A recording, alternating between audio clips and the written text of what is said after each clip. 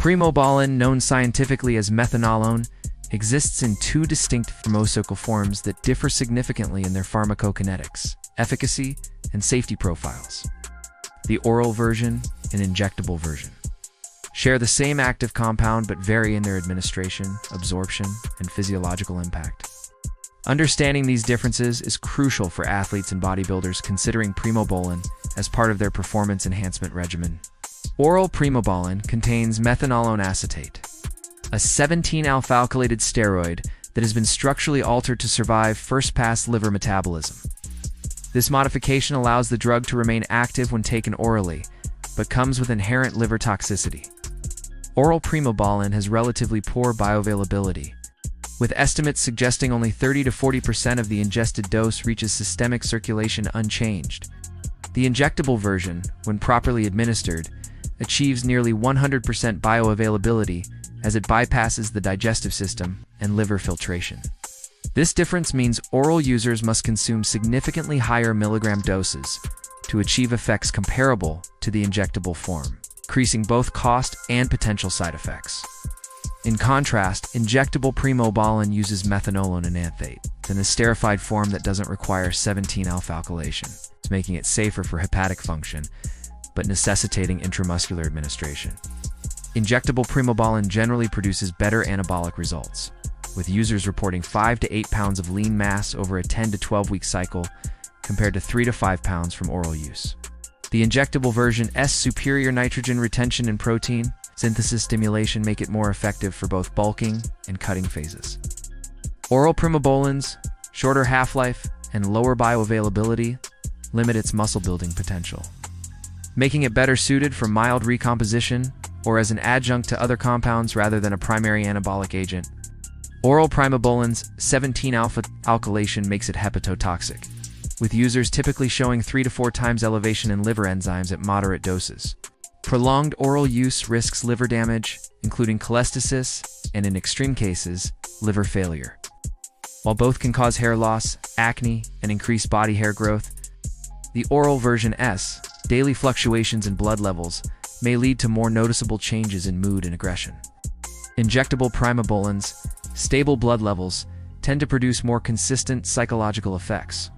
Oral Primobolan's negative effect on cholesterol profiles is more pronounced, typically suppressing HDL by 40 to 50%, while increasing LDL by 25 to 30%.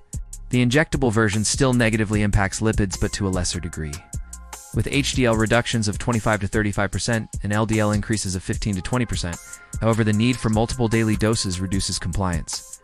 Injectable Primobolan requires dealing with needles and injection site discomfort, but only needs administration once or twice weekly.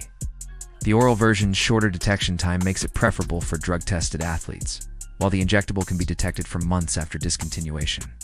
Blood pressure elevation is more consistent with the injectable form, but often more severe with orals due to their hepatotoxicity and fluid retention effects.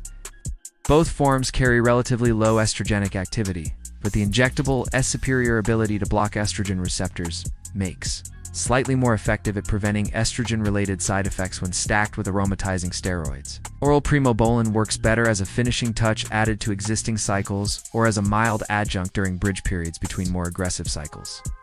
Neither version provides enough anabolic power to serve effectively as a standalone cycle for experienced users. Oral Primobolan's shorter action allows for quicker natural testosterone recovery, though its liver toxicity may prolong full metabolic recovery. Both forms require at least 4 to 6 weeks of PCW, but injectable users often face a longer road to full hormonal normalization. The oral form's poor bioavailability means users need higher doses to achieve similar effects, further increasing expense. The black market prevalence of counterfeit oral Primobolan adds another layer of risk and potential waste of resources. Injectable Primobolan provides more stable psychological effects, but may lead to more profound androgenic impacts on personality over time. Both forms can increase aggression and competitiveness, but the oral version's effects tend to be more volatile, while the injectables are more consistent. Oral Primobolan's gains often include more fluid and glycogen, making them slightly less permanent. The injectable version's ability to enhance collagen synthesis also makes it superior for joint and tendon health during heavy training phases. Oral Primobolan is more frequently counterfeited due to its higher market price and greater demand. Injectable Primobolan faces more issues with underdosing and improper sterilization. Pharmaceutical-grade versions of both are exceptionally rare on the black market, with most products being underground lab concoctions of varying quality. While injectable Primobolan achieves similar results with 300 to 600 milligrams weekly, often divided into 2 injections. The oral version's dosing schedule makes it more prone to user error and skipped doses. While the injectable's weekly administration promotes better compliance, the injectable version's primary long-term concerns revolve around cardiovascular, damage from lipid profile alterations, and potential endocrine dysfunction. Both forms can lead to androgen receptor desensitization with prolonged use, but the injectable's more consistent receptor activation may accelerate this process. The injectable version causes minimal liver stress, making it safer for longer cycles. Both forms suppress natural testosterone production, but the injectable's more profound and consistent suppression often requires more aggressive post-cycle therapy. Oral Primobolan's metabolites typically clear the system within 2 to 3 weeks of discontinuation, making it feasible to cycle off before drug tests. Injectable Primobolan enanthate can be detected for 4 to 5 months after the last injection due to the long-acting ester and the drug's tendency to accumulate in adipose tissue. This makes the oral version preferable for athletes subject to random testing protocols. The most fundamental difference between oral and injectable Primobolan lies in their chemical modification and subsequent route of administration.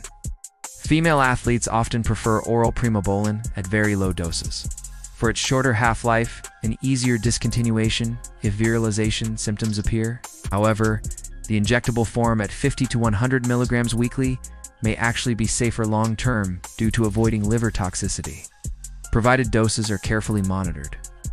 Both forms carry substantial virilization risks, but the oral version allows for quicker intervention if side effects emerge. Oral Primobolan's fluctuating blood levels create periods of reduced efficacy between doses. Many users find the injectable version superior for achieving that hard look during contest preparation. While the oral form may suffice for mild leaning effects during off-season maintenance, bioavailability varies dramatically between the two forms. Pharmacokinetic profiles of the two versions differ substantially. Oral Primobolan acetate has a half-life of approximately 4 to 6 hours, requiring multiple daily doses to maintain stable blood levels. This leads to peaks and troughs in hormone levels that can affect both results and side effects. Injectable Primobolan enanthate, with its longer enanthate ester, has a half-life of about 7 to 10 days, allowing for weekly or twice-weekly injections that provide more consistent blood concentrations. The stable hormone levels from injections often translate to more predictable results and fewer fluctuations in mood or energy. Muscle-building effects show notable variation between the two forms. Fat loss capabilities also favor the injectable form, while both versions enhance metabolic rate and promote lipolysis. Injectables' more stable blood levels provide continuous fat-burning effects. Side effect profiles differ significantly between the two administration routes. Androgenic side effects present differently between the forms. Cardiovascular impact shows important differences. Administration practicalities present clear trade-offs. Oral Primobolan offers convenience, no needles, no injection pain, and no risk of abscesses or infections. Cost considerations heavily favor the injectable form. Milligram for milligram oral Primobolan is significantly more expensive, often 3 to 5 times the cost of the injectable version when comparing equivalent doses. Women face different risk-benefit calculations for each form. Stacking potential varies between the two forms. Injectable Primobolan combines well with testosterone for lean bulking or with trenbolone for contest preparation, where its estrogen-blocking properties shine. Post-cycle recovery differs between the administration routes. Injectable Primobolan's deeper suppression of the HPTA typically requires more comprehensive PCT. It's often including HCG in addition to SERMs. Long-term health consequences show important distinctions. Chronic oral Primobolan use poses significant risks of liver damage, including fibrosis and, in extreme cases, cirrhosis. Detection times present practical considerations for tested athletes. Dosing protocols require different approaches for each form.